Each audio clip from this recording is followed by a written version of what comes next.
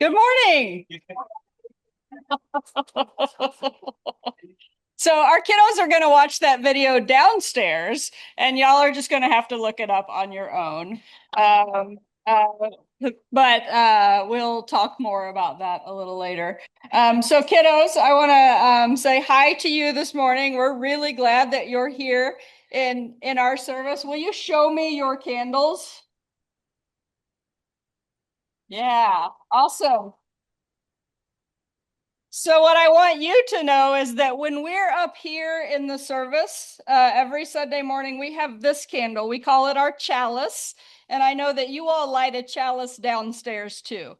But what we're going to try and do is we're going to start you out up here, and you can light your chalice with us. And then when you go downstairs to learn and play together, the light that you're taking with you is the light of this community. So everybody look around at this whole community. And all in that little flame, this community goes with you. So when you carry that downstairs, it's like you're taking all of us with you. And because you took us with you, it's like you're also up here with us. How cool is that? It's insane, right? So now we're going to sing a song so you all can go downstairs and we can sing you on your way.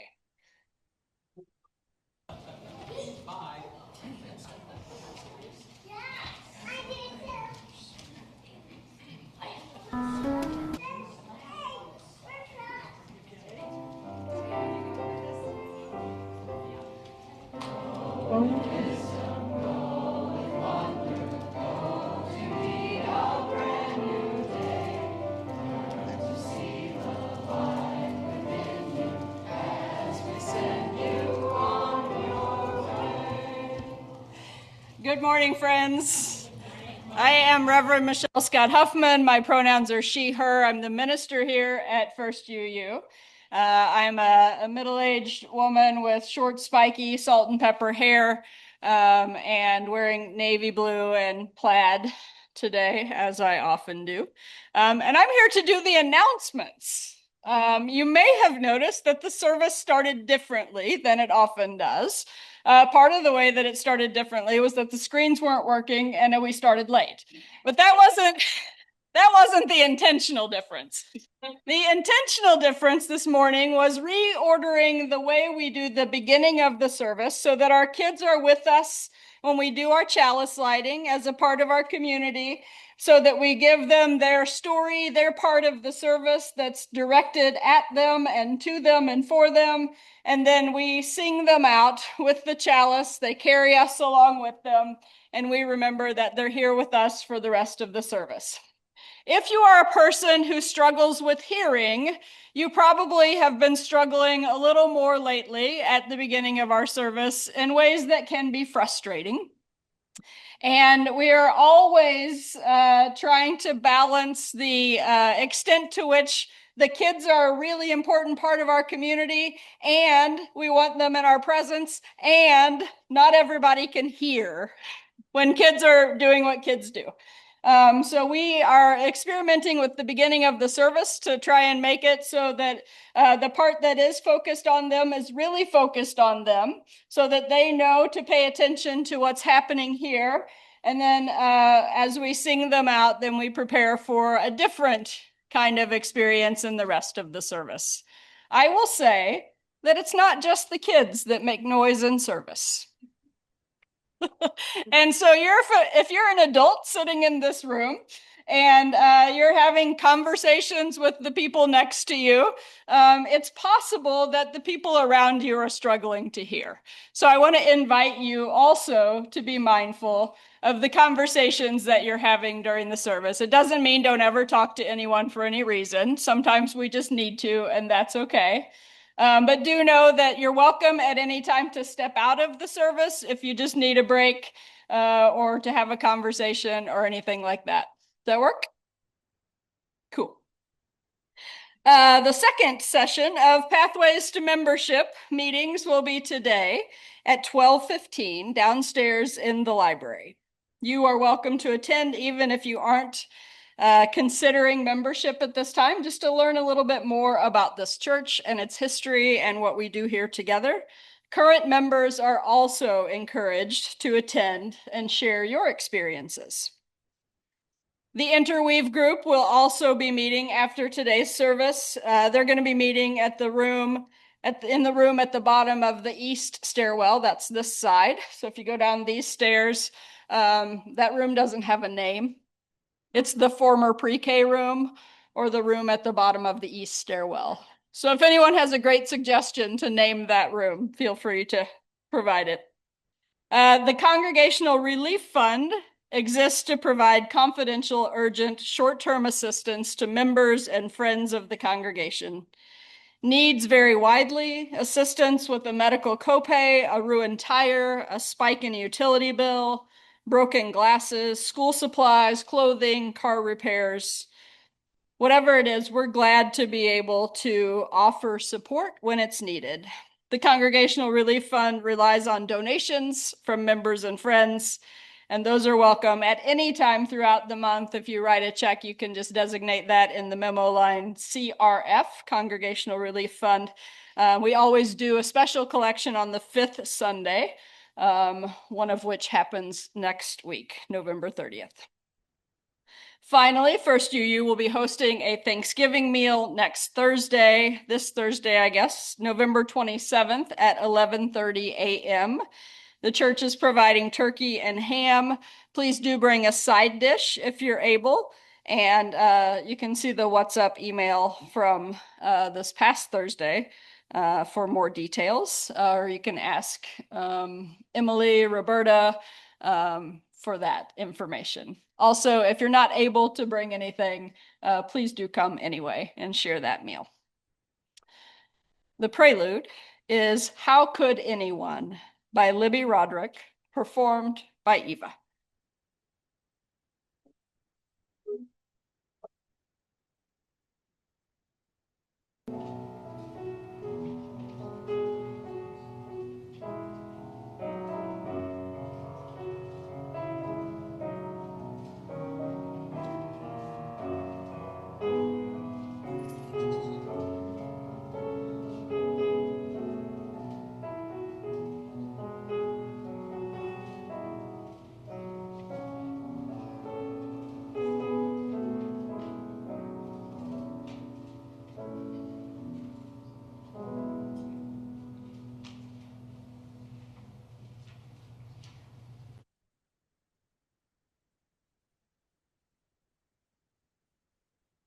Good morning, all. I'm sorry, I should have paused.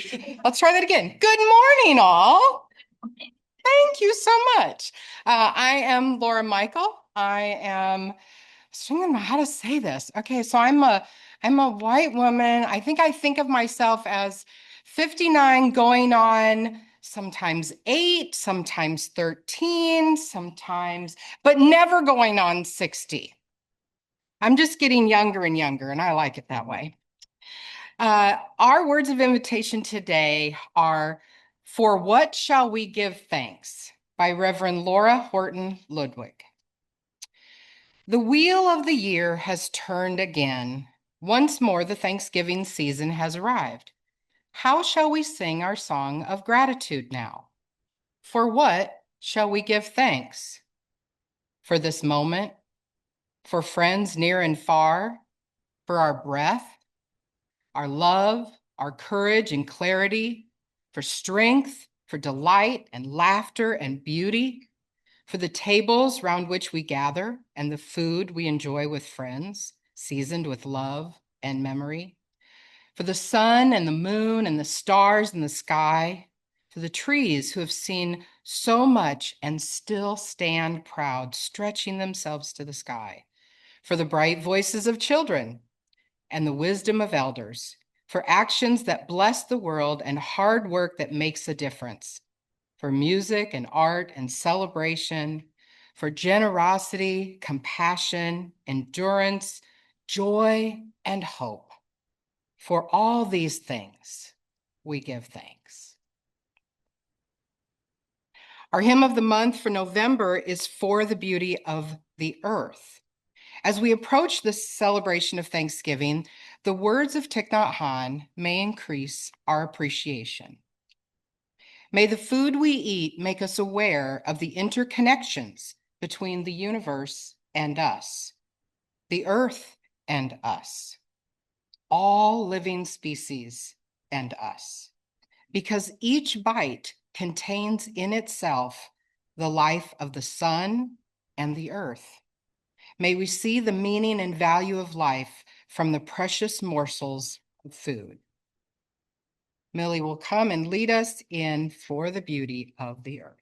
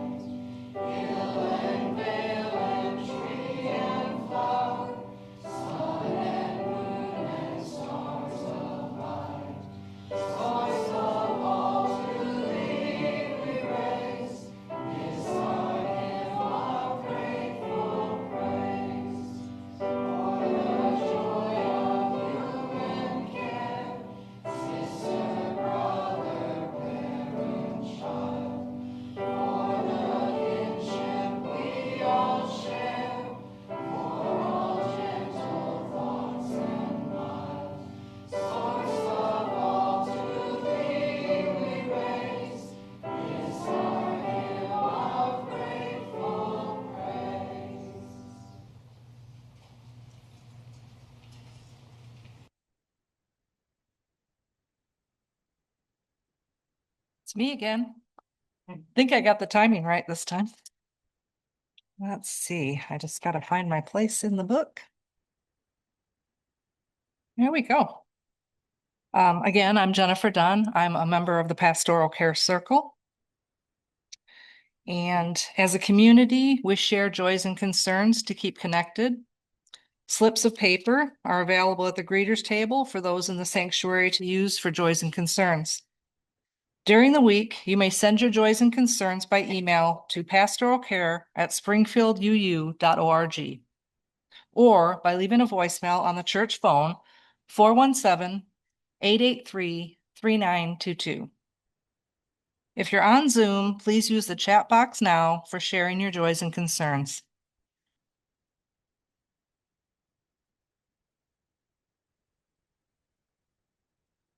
This morning, Becca will be lighting the candles for us. Thank you. All of these joys and concerns will be included in the member email on Tuesday. We honor each joy or concern with a lighted candle, a symbol of the love that we as a community offer for each of these joys and concerns. And now, as we begin this time of sharing, know that though we are in multiple physical spaces, we are together in beloved community. To begin, we hold in love all of us, those present and those absent. We light a candle for our church community. It's a pretty light day. We have a joy from Michael Rodriguez that's been long awaited. He moves into his new place starting this Wednesday. Just in time for Thanksgiving. Yay. There are no joys or concerns on Zoom. So we honor the complex and heartbreaking struggles of our world, and we light a candle for all of those who are impacted. Could I enjoy? Sure. But John, excuse me. Jay and I are going to celebrate our 40th anniversary tomorrow. Did you say 40th? 43rd. 43rd. My son Ken and his wife were there. Um, Ross and his wife are celebrating their 43rd wedding anniversary today. We light a candle of joy for them. I see something is also typed in here. Last Sunday's congregational meeting included some shout outs to volunteers who have gone above and beyond in serving First UU. One who was inadvertently omitted was Ross DeBout. Ross performs maintenance tasks on our church property throughout the year. Did you know the design and installation of the solar lights in the parking lot was due to his good work?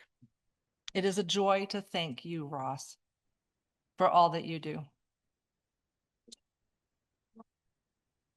Yes, light a candle of joy and appreciation for all that Ross does for this community.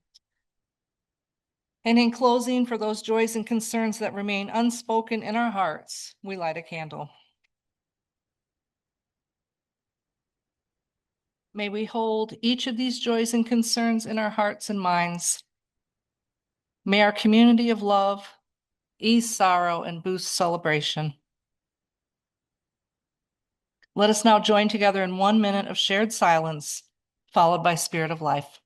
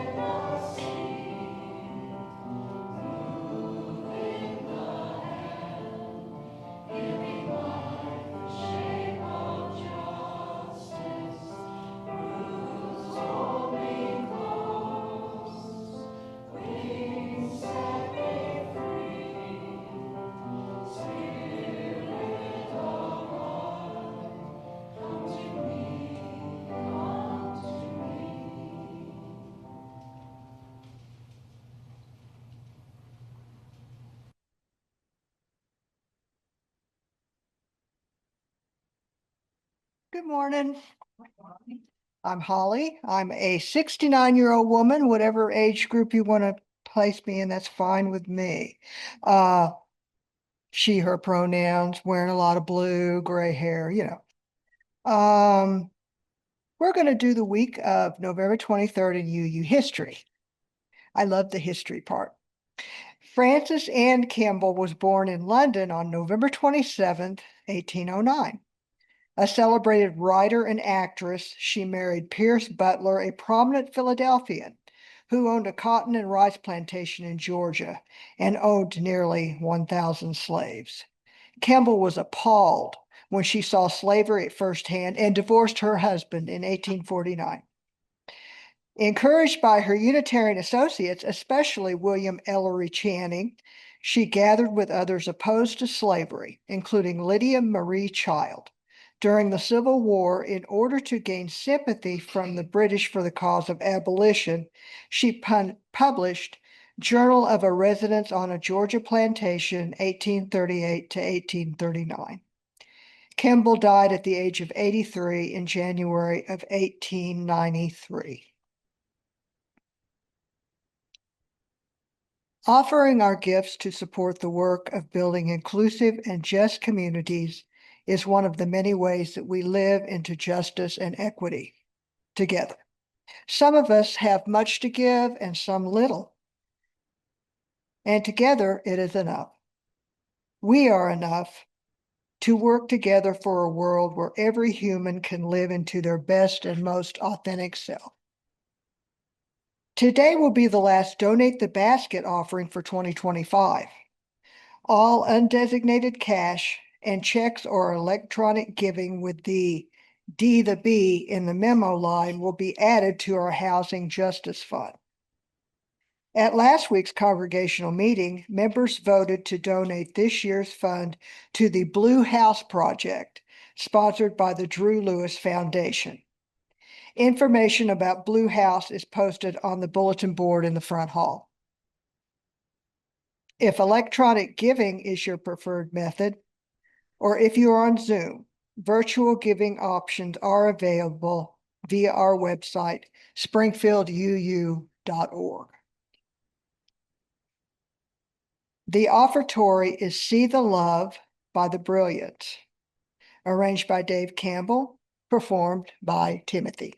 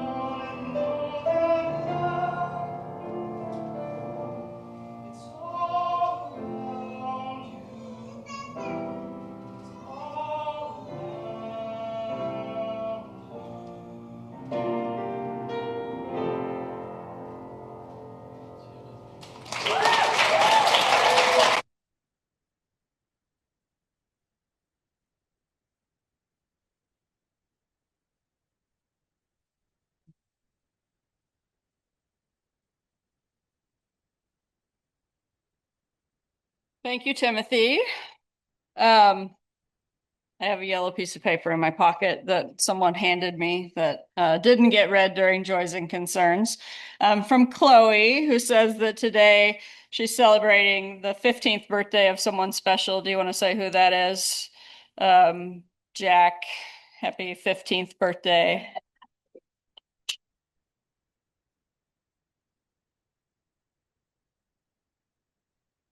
All right.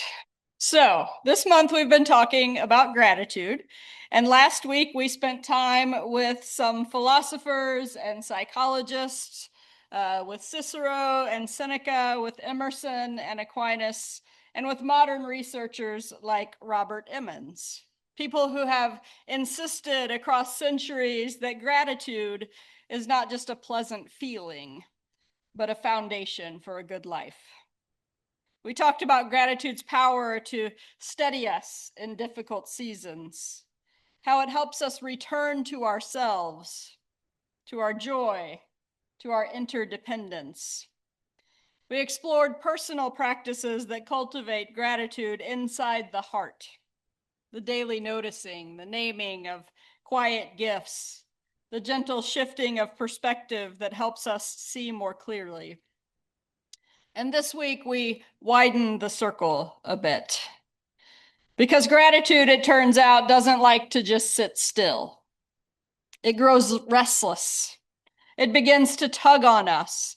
It wants us to move from the inside out, from resilience toward relationship, from appreciation toward action, and from this private, positive feeling toward communal transformation. So if last week was about the inner muscles of gratitude, this week is about gratitude as a public force, a way of living that resists the currents of a culture built on scarcity and consumerism. We live in a society shaped by a very particular story, one that started with the best of intentions, one that tells us our value is tied to acquisition, that happiness is tied to consumption, that fulfillment is always just one purchase away. And it's not an old story. It's barely 3 generations deep. You see, after World War II, the United States remade itself through a vision of consumer abundance. Soldiers returned to plentiful jobs. Families used the GI Bill to buy homes in rapidly expanding suburbs and education. And with the memory of wartime rationing still fresh, Americans were eager and aching to buy. Historians tell us that during those years, a new kind of civic identity emerged. Elizabeth Cohen writes, "The good purchaser devoted to more, newer, and better was the good citizen," because the country's recovery depended on mass consumption. Refrigerators, cars, washing machines, televisions, millions purchased in just a few years. Images of the good life entered American homes through TV screens, creating new desires, new norms, and new pressures.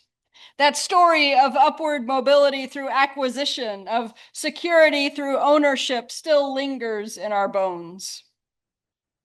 It whispers that we should always have more, that newer is always better, that our worth is measured by what we possess.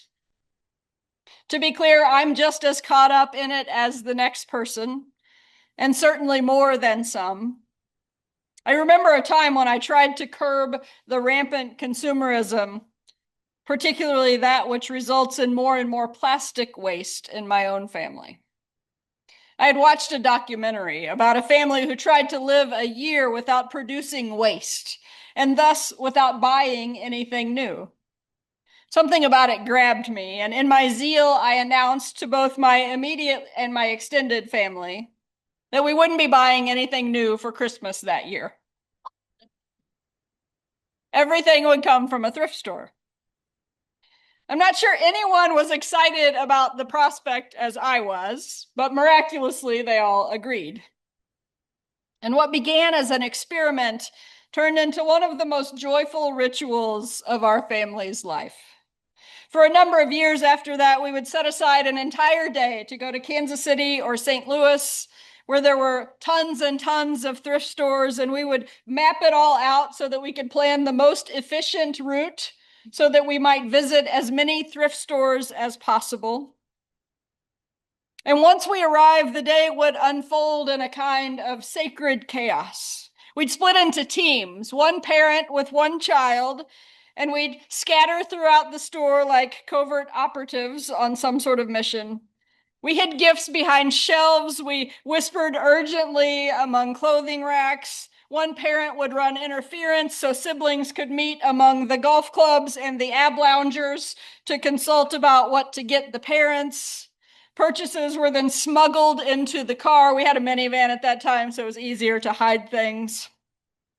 By the end of the day, we were blissfully exhausted, arms full of mismatched treasure, spirits high, and mildly grumpy as we tried to unload the car without revealing our carefully hidden surprises. And you know what? It put a special kind of joy back in gift giving. Not the joy of perfection or performance, but the real joy of creativity, adventure, and connection. Eventually, though, the tradition faded, as these things often do. I'm guessing it happened somewhere around the time that our teenagers' Christmas gift lists included things that simply couldn't be thrifted: PS4s and smartphones and fancy new clothes. But this year, with a spring wedding in our future and family members trying to save, we decided to revive it. Thriftmas 2025 is on, and I'm thrilled. My soon-to-be son-in-law is hesitant. But I'm convinced that at the moment that he finds himself ducking, he's like 6'4", by the way, ducking behind a rack of sweaters to hide a surprise gift, he will understand the magic. Because somewhere in all that playful chaos, gratitude comes alive. Gratitude for the creativity of the hunt, for the items that have been previously loved by other people and generously donated because they still had life and because someone else might love them afterward. Gratitude for memories made, for laughter shared, for the simple act of choosing delight over perfection.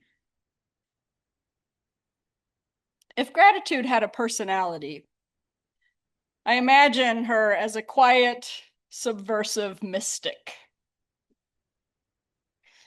wandering through the world with an amused smile, seeing abundance where the rest of us see lack, probably wearing a thrifted trench coat.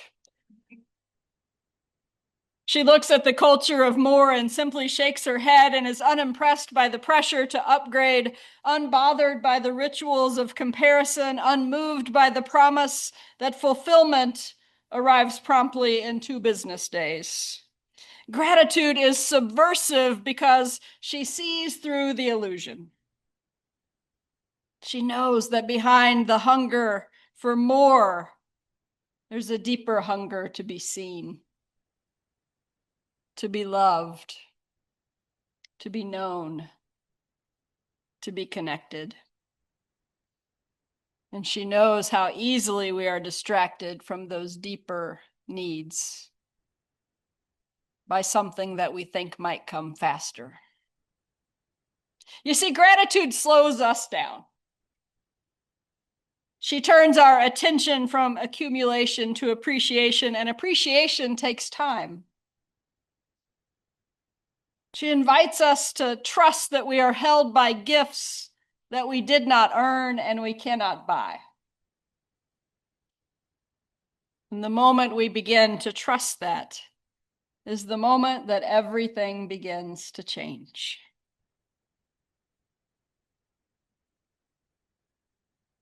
Then gratitude asks new questions. What might we share? What might we repair? What might we release? Gratitude then leads us toward enoughness.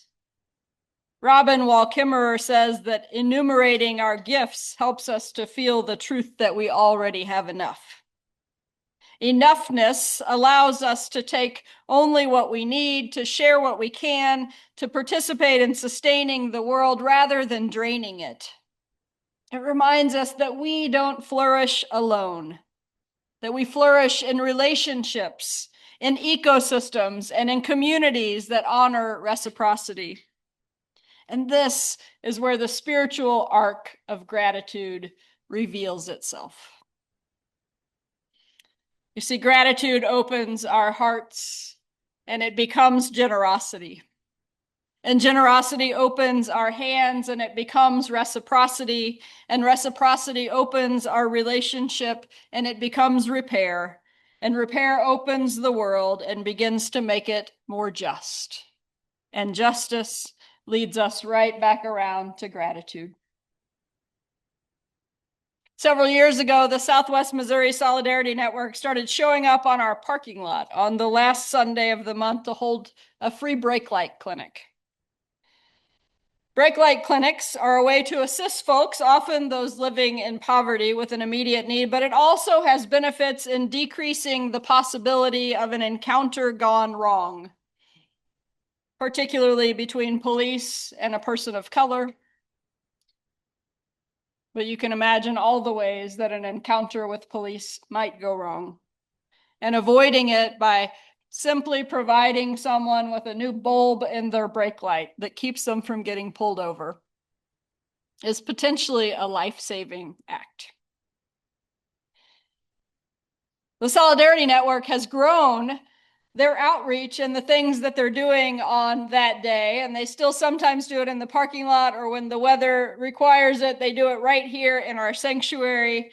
And they're mending clothes. There's someone here with a sewing machine fixing people's clothes, garments, and even bags. Electronics get revived. There's a table where someone can help troubleshoot issues with electronics. There's harm reduction supplies to help save lives. There's books that get circulated. There's art that gets shared. Skills are passed from hand to hand. People teach each other how to do certain things in the kitchen and how to create things with yarn and fibers. And all of those things are happening because people are grateful for what they have and just want to share it with one another. This is gratitude in action.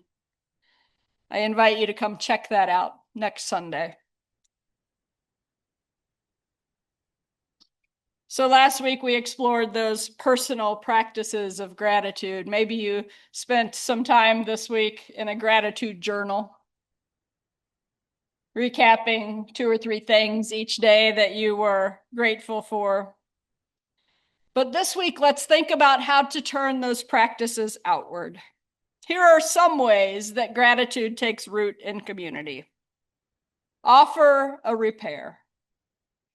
Offer to sew on a button, to fix a bike, to help someone with a resume, one of my children preferably, so they'll stop asking me. To give someone a ride, to support mutual aid efforts financially. Whatever skills you have in this world, someone needs them and someone can benefit from them.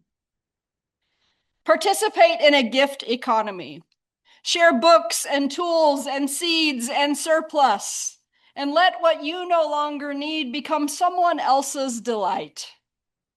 Use the buy nothing table here at church. Maybe you don't know that there's a table in the hallway right out here where people bring things every week that they don't need or want anymore, and anybody else can pick them up and take them home. How can we create more spaces like that? Reciprocate with the earth. Plant native species, protect pollinators, use resources mindfully, and thank the land with our actions. Practice public gratitude. Name community gifts out loud, affirm people, celebrate what others bring. share meals and stories. If you haven't been a part of a First UU Circle dinner yet, sign up for one at the table out there and make sure you do it, because it's so much fun to gather with 6 or 8 other people that you may or may not know, and to imagine where the conversation will go that could not have been predicted. And join the work of repairing systems. Advocate for fair housing, for living wages, for sustainable land use, and let our gratitude deepen into justice. Because gratitude practiced outwardly becomes the connective tissue of beloved community. It makes us good neighbors, steady companions, builders of generosity, and agents of repair. And there is a particular kind of world that gratitude longs to create. A world where joy doesn't depend on perfection, where abundance circulates, where enough is shared among all, and where what we have becomes a gift, alive and meaningful and part of the healing of the whole. So, friends, may we be a people who trust in enoughness. May we be a community where gratitude becomes generosity, and generosity becomes reciprocity, reciprocity becomes repair, and repair becomes justice, so that we might then start the cycle all over again with gratitude. And may we let our gratitude reshape the world within us, among us, and around us. May it be so. Blessed be, and amen.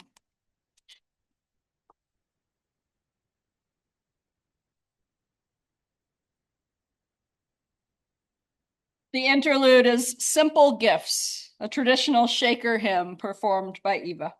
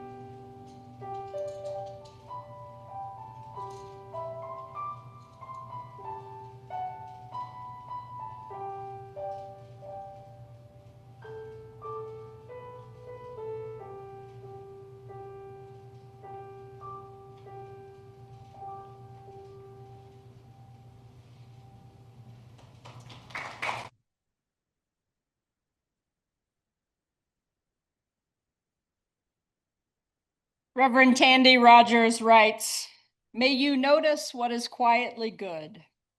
May you give thanks with your whole body, not as performance, but as deep practice, a way of staying rooted in the sacred, even when the wind picks up and swirls you around." Our final song today is We Gather Together. It's number 349 in the gray hymnal. You may sit or stand to sing, whatever you prefer, and we'll close after the song by extinguishing our chalice. You're welcome to remain sitting or standing, whichever you prefer.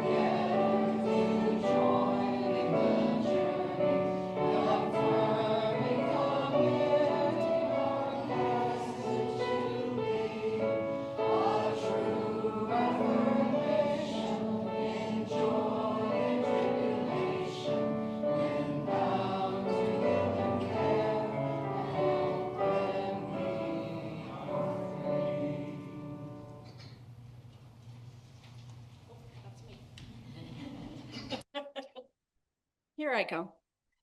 Before we extinguish our chalice, just a reminder that Pathways to Membership conversation, if you're interested in that, will be happening downstairs in the library. That's that corner. The Interweave meeting, which is a group of support for LGBTQ plus individuals and allies, will be in that corner downstairs. And now we will extinguish our communal and personal chalices and close with our unison sending words. Our service here is ending. Our service to the world begins anew. Go in peace, friends.